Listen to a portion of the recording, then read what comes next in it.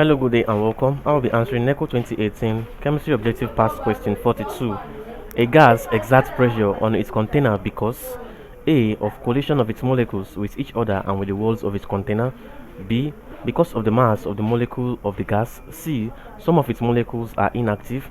D. Some of its molecules are moving faster than others. E. The molecules of a gas collide with the walls of the container. Now, this can be established from the kinetic theory of gases. Kinetic theory of gases. So I urge you to go through the kinetic theory of gases to know more on this.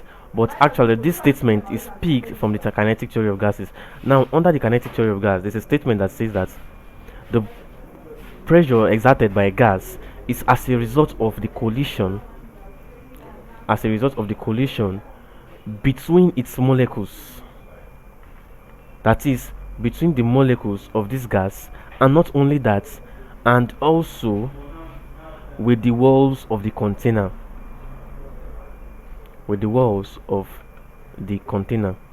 Like we know, the molecule of gases are mobile. Let's take for instance, we have a container like this.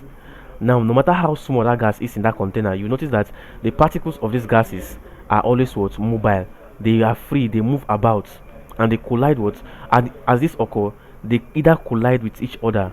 There's a collision between the molecules of the gases and also collide with the walls of this container. Now, as a result of this collision, pressure is exerted by the molecule of this gas.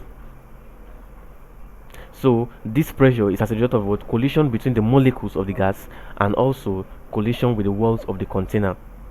And that is why option A is valid and the correct answer to this question. Now, looking at option E says the molecule of gas collides with the walls of the container.